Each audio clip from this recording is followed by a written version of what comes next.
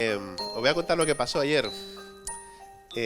Ayer por la noche, a las 11:30, no sé si como todos los pastores del mundo o no, pero yo estaba en el sofá del comedor jugando a Clash Royale. Y estaba jugando a Clash Royale y aparece mi suegro en el comedor, ya queriendo andar cojo y no sé qué, y con gripe, congestionado, el ojo rojo, y se me acerca y me dice: ¿tienes un plan B para mañana? Y yo no le entendí. Y digo: ¿qué? Si tienes un plan B para mañana. Y le digo: ¿un plan B para mañana? ¿No? Y me dice: pues yo voy a hacer... Bueno, no voy a volver a hacer la voz, pero me dice: yo voy a hacer el esfuerzo de... Me he bañado, me voy a acostar, dice, pero a ver cómo amanezco. Así que, pues el plan B, yo me fui corriendo al despacho, a mi cueva, a encerrarme, a preparar la predicación para el día de hoy. Así que, normalmente no suelo decir estas cosas, y en comunicación esto es fatal. Cuando algo, por ejemplo, que un vídeo no aparece y dicen: teníamos un vídeo pero no está, eso es cutrísimo, o sea, si nadie lo sabía, ¿verdad? Pero en este caso sí, todo el mundo sabía que hoy predicaba Frank Solórzano, por eso estoy diciendo y estoy anunciando de que lo voy a hacer yo. Lo siento por algunos, pero estoy agradecido al Señor por ese tiempo y esta oportunidad. Pero vamos a tener una predicación interactiva, la vamos a hacer aquí un poquito entre todos. Vamos a empezar con algo un poco divertido. Mirad, en un mundo lleno de malas noticias, porque si encendemos la televisión, o si buscamos en internet, o si buscamos en nuestro timeline de Twitter o X o como le queráis llamar, vais a ver que todos son malas noticias. Hace unos días, un tiroteo, una matanza en Praga, no sé si al final eran 17, 18 personas. Los bombardeos en Gaza siguen, pero ya nos hemos olvidado de Ucrania. En Ucrania sigue la guerra y siguen los bombardeos también y siguen, etcétera, etcétera, las matanzas y demás. Y como digo, en un mundo lleno de malas noticias, me encanta que el mensaje de la Navidad está lleno de buenas noticias. Podríamos decirlo de esta forma: las buenas noticias del Evangelio llegan a nuestras malas noticias. Y en Navidad recordamos que Jesús vino a nuestro caos, vino a nuestro conflicto y a nuestras preocupaciones. Así que lo que celebramos en el día de hoy es que Jesús ha venido. Lo que celebramos el día de hoy es que el Señor ha venido. Pero para que estas noticias tengan sentido, por lo menos debemos hacer 3 cosas. Tener el contenido correcto, entender el contexto correctamente y llegar a la conclusión adecuada. Así que vamos a empezar con el contenido de la Navidad. Y como os decía, he pensado que sería una buena idea haceros un test de la Navidad. Un examen navideño. ¿Qué os parece? Vamos a poner ahí algunas preguntas, a ver cuánto sabemos acerca de la noticia de la primera Navidad. Vamos con la primera. Cuando José y María fueron a Belén, ¿cómo llegaron hasta ahí? ¿Caminando? ¿José caminando y María en un burrito? ¿Iban en carro o realmente no lo sabemos? ¿Cuál es la respuesta? ¿Cuál? La B. La B. A ver, vamos a hacer la A. Vamos a empezar con la A. ¿A? Nada. B. ¿Vale? C. ¿No había carros? Ostras, ahora me he enterado. ¿O la D? Bueno, carros de coches no había más. ¿La D? ¿Quién dice la D? Muy poquitos. Pues los poquitos son los que habéis acertado o que lo sabíais. La Biblia no menciona absolutamente nada del medio de transporte en el que José y María llegaron a Belén. Venga, número 2. ¿Qué le dijo el del mesón a José y María? A. No hay lugar en el mesón. 2. B. Lo único que os puedo dejar es el establo. C. Ninguna de las anteriores. O A y B son correctas. Vamos, va. A. La A. La B. La C. La D. A y B son correctas. En realidad es la C. Ninguna de las anteriores. La Biblia no registra absolutamente ninguna palabra del dueño del mesón.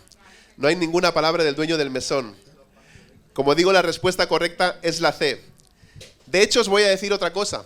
En la Biblia ni se menciona al dueño del mesón o al posadero. Lucas 2:7 simplemente dice, porque no había lugar para ellos en el mesón. Vamos a la 3. Venga, va, que os está gustando. ¿Qué canción cantaron los ángeles? Oh, aldehuela de Belén. O cantaron la que hemos cantado, Gloria a Dios en las alturas. O cantaron Oh Santísimo Felicísimo. O ninguna de las anteriores. ¿Ninguna? ¿Seguro? No cantaron ninguna canción. Es una pregunta trampa. La respuesta correcta es la D. Según Lucas 2:13, los ángeles estaban adorando a Dios y diciendo. No dice en ningún lugar que estuvieran cantando. Vamos a la 4. Cuarta pregunta. ¿Qué animales estaban presentes en el establo cuando Jesús nació? Vacas, ovejas y camellos. Caballos, ovejas y burros. Va. La A. Nada. B. C. D. En la Biblia, de nuevo, no se menciona nada de ningún animal. Así que la respuesta es la D. Vamos a la última de las preguntas, ¿vale? ¿En qué libro de la Biblia podemos encontrar la historia de la Navidad? A. Mateo, Marcos, Lucas y Juan.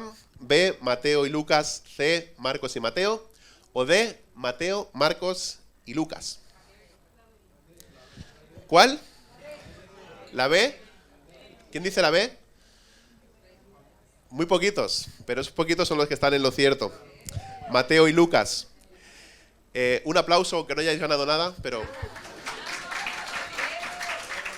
lo importante es participar. Aunque yo a mi hija le digo que lo importante es que gane.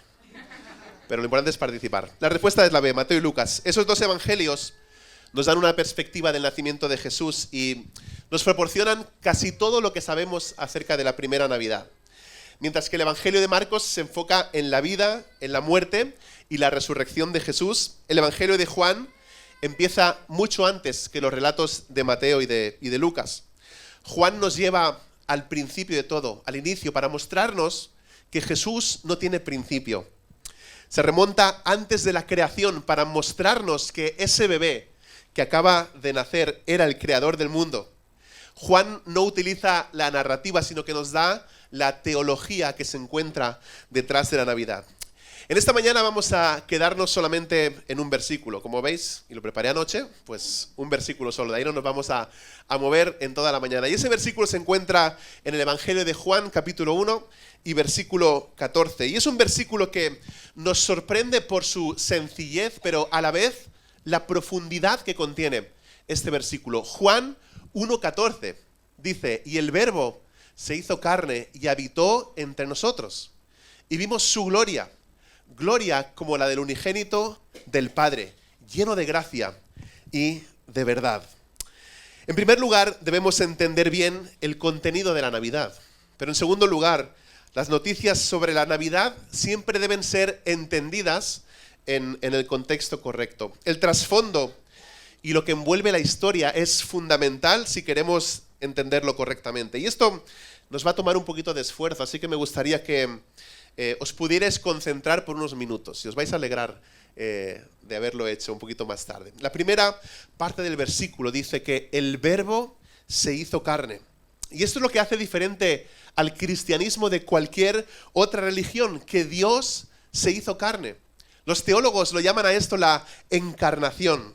Y es que la segunda persona de la Trinidad, esa persona infinita, quien creó todas las cosas de acuerdo a Juan capítulo 1, versículo 1, se convirtió ahora en un bebé de cuna. Y fijaos en lo siguiente, dice, y habitó entre nosotros. Me gusta cómo lo ha parafraseado alguien por ahí.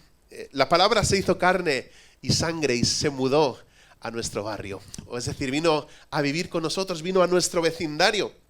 Y la palabra habitó en un sentido literal significa que puso su tienda.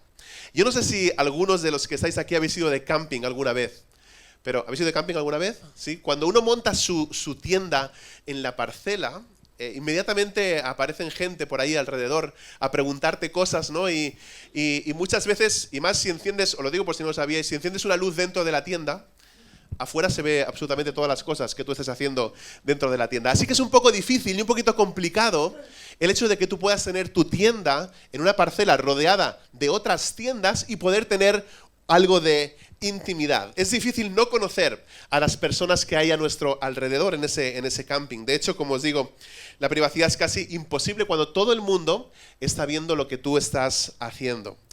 Así que decir que Jesús levantó su tienda implica que Él quiere estar en términos familiares con nosotros. La palabra habitó también se usa para tabernáculo en el Antiguo Testamento, y el tabernáculo, como sabéis, era una tienda precisamente, una tienda portátil, donde Dios mostró su gloria los días anteriores a la construcción del templo de Jerusalén. Y las instrucciones para la construcción del tabernáculo las encontramos en Éxodo 29, y no lo vamos a leer ahora todo, pero hay 4 cosas que quiero destacar acerca de esa tienda, de ese tabernáculo. Lo primero que nos dice ahí es que era el lugar donde Dios habitaba. La segunda cosa del tabernáculo es que era el lugar donde Dios se encontraba con su pueblo. La tercera cosa es que era el lugar donde Dios se revelaba a sí mismo. Y la cuarta cosa era el lugar donde el pueblo ofrecía sacrificios por sus pecados. En Éxodo 40, después de que se completó el tabernáculo, nos dice la palabra de Dios que su gloria llenó esa tienda, ese lugar, hasta rebosar. Y dice Éxodo 40, 34 al 35, entonces la nube cubrió la tienda de reunión y la gloria del Señor llenó el tabernáculo. Y Moisés no podía entrar en la tienda de reunión porque la nube estaba sobre ella y la gloria del Señor llenaba el tabernáculo. Ahora es un poquito difícil definir la palabra gloria. ¿Cómo definimos la palabra gloria? Literalmente significa algo que es pesado en cuanto a peso, a eso mismo, ¿no? Algo importante, algo que tiene mucho significado. John Piper describe de esta manera la gloria de Dios. Dice, la gloria de Dios es la belleza infinita y la grandeza de sus múltiples perfecciones. Durante más de 400 años la gente se encontró con Dios y con su gloria, y conoció su gloria a través de este tabernáculo portátil, hasta que Dios le ordenó a Salomón la construcción de un centro permanente de adoración, el cual conocemos como el templo. Y podemos leer en Primero de Reyes, capítulo 8, dice que la gloria del Señor llenaba la casa del Señor de nuevo. La gloria del Señor llenó su templo durante alrededor de unos 350 años más o menos. Pero entonces, por causa del pecado y la rebelión persistente del pueblo, Dios levantó a los babilonios, quienes eliminaron completamente Jerusalén y destruyeron el templo. Y dice la palabra de Dios que entonces su gloria se fue, la gloria de Dios se marchó. Podemos leer en Ezequiel 11:23 que la gloria del Señor se elevó de en medio de la ciudad y se detuvo sobre el monte que está al oriente de la ciudad. Es decir, como resultado, Dios ya no estaba habitando con su pueblo y esa muestra de su gloria en la tierra se convirtió entonces en un recuerdo lejano ya para ellos. Isaías 64:1 registra la súplica profunda y el lamento de la gente porque la gloria de Dios en la tierra se había ido. Y este llanto duró siglos. Y dice así: oh, si rasgaras los cielos y descendieras. Ese era el clamor del pueblo de Dios.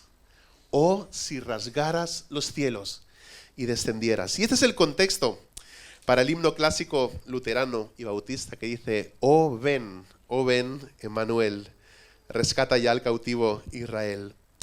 Los cielos guardan silencio durante cientos de años, hasta que el ángel anuncia en Lucas capítulo 2 lo siguiente: y un ángel del Señor se les presentó, y la gloria del Señor los rodeó de resplandor, y tuvieron gran temor.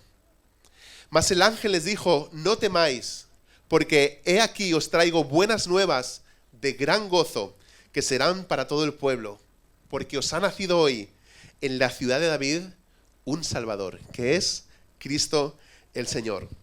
Luego un montón de ángeles que no cantaban, ¿no?, irrumpieron en adoración, dice ahí en su palabra, rompieron los cielos proclamando la gloria de Dios que había vuelto en el nacimiento de ese bebé.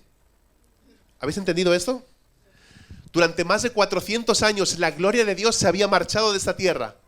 Y en ese momento los ángeles rompen en adoración porque la gloria de Dios ha regresado a la tierra en esa forma de ese bebé. Y entonces proclamaban por esa vuelta de esa gloria, de ese bebé, gloria a Dios en las alturas y paz, y en la tierra paz, entre los hombres en quienes Él se complace. Bueno, todo esto es el trasfondo que tenemos como texto. Así que vamos a leer de nuevo Juan capítulo 1, versículo 14. Y el Verbo se hizo carne y habitó entre nosotros. Y fíjate en esto. Y vimos su gloria. Y dice, gloria como la del unigénito del Padre, lleno de gracia y de verdad. No sé si estáis preparados para esto que viene ahora. Pero de una forma similar a la que Dios habitó entre su pueblo en el tabernáculo y en el templo, ahora Él habita en la gente a través de su Hijo Jesucristo. Jesús es ahora el lugar donde Dios se encuentra con la gente, en el que Dios se revela y en el que Él perdona todos los pecados. Es en Jesús, es en ese bebé.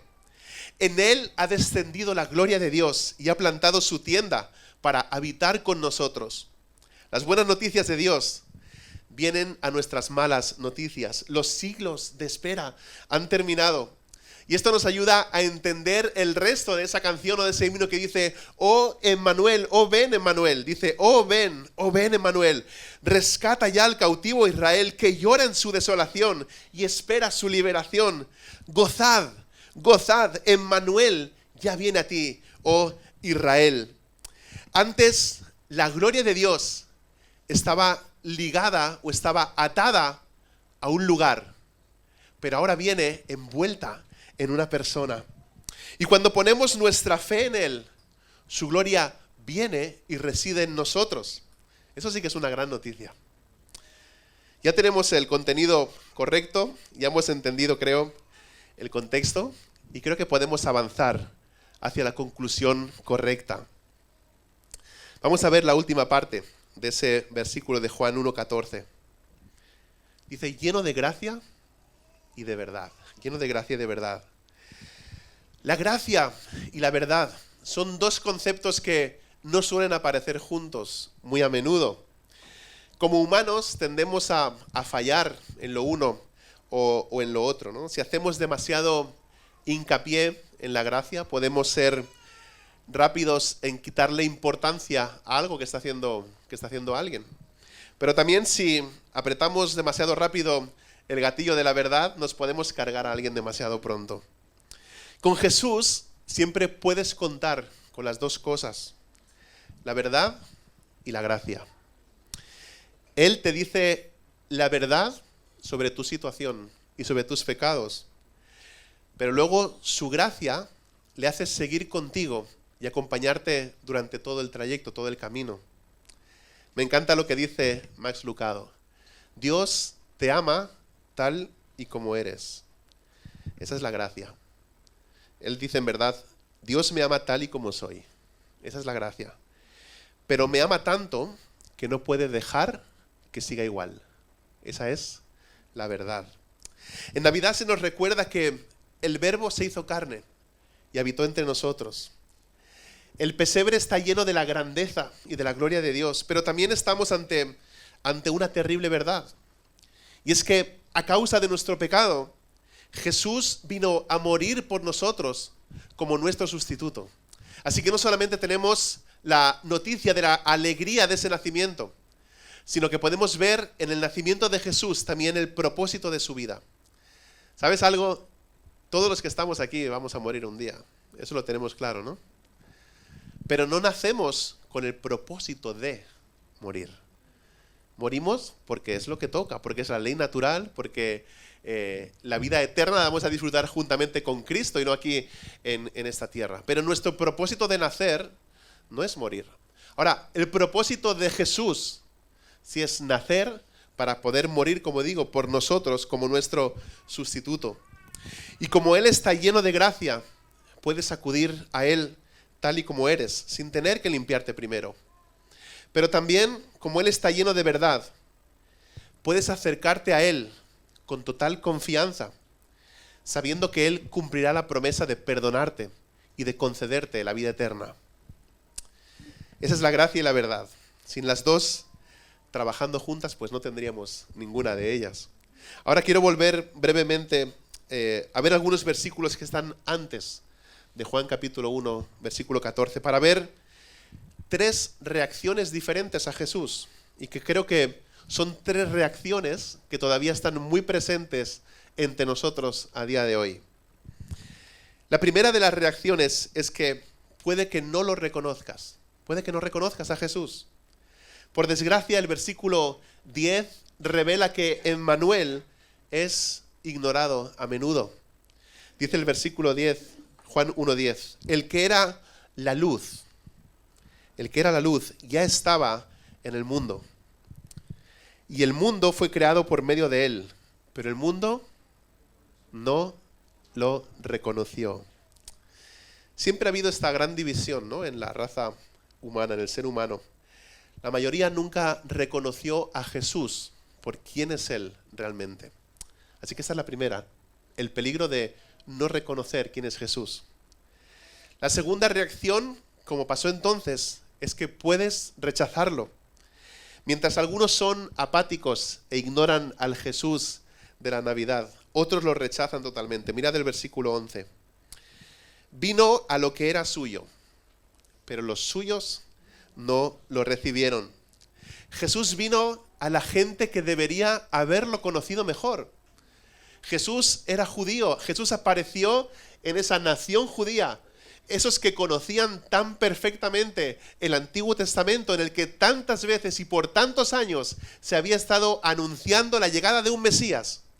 Y llega al lugar donde tienen pleno conocimiento de eso, pero la gente no lo rechaza, lo rechaza. No sé si os ha pasado esto algunas veces, pero recuerdo que hace años tuve una conversación con uno de los vecinos en el bloque donde vivimos, y lo invité a una de las reuniones que teníamos de uno de los servicios de Navidad, y medio se enfadó y me dijo: a mí me da igual todo eso de la Navidad porque yo no creo en Dios y yo paso de todo y a mí no me gusta nada de eso. Pero seguimos hablando y de todas maneras ya me conocéis que soy un poquito chinchón, y cuando me estaba a punto de ir le dije: bueno, feliz Navidad, le dije. Y me sonrió y me dijo: feliz Navidad. Son cosas que no se entienden. Están celebrando algo que realmente están rechazando. Aunque ahora no voy a hablar de política, pero no sé si habéis visto la felicitación del gobierno de Cataluña en estos días. Dice: feliz solsticio de invierno. ¿Qué es eso? Pero cuando fue el Ramadán, sí que felicitó al Ramadán. O sea, algo está pasando en esta sociedad en la que creo que tenemos que estar muy atentos, como digo, de esas noticias y de las cosas que estamos viendo. Pero feliz solsticio de invierno, nada. Feliz Navidad. Celebramos que Cristo Jesús ha nacido. Celebramos que Él es nuestro Salvador. Por eso, cuando me encuentran los vecinos que todavía viven en el bloque, todos estos días que me lo he encontrado, le he dicho: feliz Navidad. Feliz Navidad, esa es la realidad. Feliz Navidad, por lo menos para mí, es una feliz Navidad. A pesar de que, como he dicho otras veces, a pesar de que mi padre no esté y que haga 12 años que partió con el Señor, a pesar de que haya familiares a los que echamos de menos, a pesar de que algunos han vuelto a sus países, que otros están lejos, no importa las circunstancias, decimos feliz Navidad, porque Cristo Jesús ha nacido. Pero lo más importante es que haya nacido en nosotros, que Él esté en nuestro corazón, que haya nacido dentro de nosotros. La segunda cosa es que podemos rechazarlo. La tercera cosa es la positiva. Puedes recibir a Jesús, puedes recibirlo. Aunque es cierto que el mundo no lo reconoció y que su propio pueblo lo rechazó, siempre ha habido algunos que lo reciben. Dice Juan 1:12, uno de los versículos más profundos también creo de la Biblia. ¿Por qué? Porque nos explica cómo una persona puede llegar a convertirse en cristiano. Juan 1:12 nos explica cómo alguien puede llegar a ser hijo de Dios. Y dice Juan 1:12, mas a todos los que le recibieron, ¿qué? Lo tenéis en la pantalla. A los que creen en su nombre, les dio Él derecho o potestad de ser llamados hijos de Dios. Fijaos las 3 palabras que aparecen ahí: recibir, creer y derecho. Recibir literalmente significa tomar algo, captar algo, experimentar algo. Y la pregunta es, si tú lo has tomado a Él, si tú te has aferrado a Cristo, si eres de Él, si has recibido a Jesús, si te has apoderado del Salvador. Creer significa participar con todo nuestro ser, de manera que ponemos toda nuestra confianza en Jesús como un acto de voluntad. Recibir y creer. Y el derecho, esta palabra significa honor o privilegio. En el momento en el que recibes a Dios en tu vida, Dios te da el honor, el privilegio de convertirte en un miembro de su familia. El cristianismo es mucho más que una religión. Implica una relación personal con Jesús. Creer, recibir y el derecho, llegar a ser. Primero debemos creer que Jesús es el único camino hacia una relación con Dios Padre. Luego debemos recibir personalmente lo que Él ha hecho en la cruz por cada uno de nosotros y apropiarnos del regalo de la salvación. Y entonces nos convertimos en hijos de Dios. ¿Hala, Pablo, tan fácil? Algo tendremos que hacer. Y ese es el problema. Cuando empezamos a añadirle cosas al Evangelio. Porque el Evangelio es bien sencillo. Es recíbelo, cree y llegarás a ser. Ahora, luego tenemos que comportarnos como hijos de Dios y como cristianos. Las obras vienen después. Las obras son el resultado de nuestra fe. Las obras indican a quién le pertenecemos. No es voy a hacer esto para que entonces Cristo me reciba y pueda creer en Él y pueda llegar a ser su hijo. No, es como le he recibido y creo en Él y Él me da el derecho, la potestad, el honor, el privilegio de ser llamado hijo de Dios. Entonces es que actúo como tal, actúo como un hijo de Dios. Las buenas noticias del Evangelio, las buenas noticias de la Navidad, llegan directamente a irrumpir a nuestras malas noticias. Y no se me ocurre nada mejor que llegar a ser cristiano en la Navidad. Así que no te pierdas la majestad, el misterio, el mensaje de la Navidad. No le des la espalda a la gloria de la historia. ¿Qué vas a hacer con lo que sabes ahora? Porque ahora ya tienes información y ahora ya conoces cosas. Y puedes hacer varias cosas. Puedes actuar como si no lo reconocieras. ¿Actuarás como si no reconocieras a Jesús? ¿Lo vas a rechazar a Él por completo? ¿O lo vas a recibir como tu Salvador? ¿Sabes? El verdadero test de la Navidad no es cuánto sabes acerca de la historia de la Navidad, sino a quién conoces. No cuánto sabes, sino a quién conoces realmente. La clave no es la información, sino la transformación que sucede en nuestras vidas. La mayoría de nosotros creo que tenemos suficiente información. Y creo que Dios nos llama a dar un paso más allá, ya que tomemos una decisión respecto a esa información que nos ha sido dada y que ya conocemos. Para comprender plenamente la noticia de la Navidad, debemos de tener bien el contenido, entender bien el contexto y llegar a la conclusión adecuada. Así que, amigos míos, no os perdáis la buena noticia de que el Salvador ha venido a salvarnos de nuestros pecados. La mala noticia es que somos pecadores y estamos empapados de pecado. Esa es la realidad. Pero por eso el Verbo se hizo carne y habitó entre nosotros. Jesús nació para morir, para que nosotros pudiéramos vivir. El Salvador murió como nuestro sustituto para que nuestros pecados pudieran ser quitados en esa cruz. Esa es la buena noticia de la Navidad. Cuando creemos, contemplamos su gloria y entonces la gloria de Dios vendrá y residirá en nosotros. Tengo una pregunta para hacerte. Y es, si nunca lo has hecho, si vas hoy a recibir el regalo de la Navidad, te lo estoy preguntando muy en serio. Si alguien aquí nunca ha tomado esa decisión, como os he dicho antes, no hay nada mejor que decir, creo en Jesús, en plena época navideña, porque lo vas a disfrutar aún todavía más. Vas a recibir el regalo de la Navidad ahora mismo. Me gustaría que nos pusiéramos en pie y que si alguien quiere hacer eso pueda repetir, mientras el grupo de alabanza está por aquí delante, esta oración conmigo, ¿vale?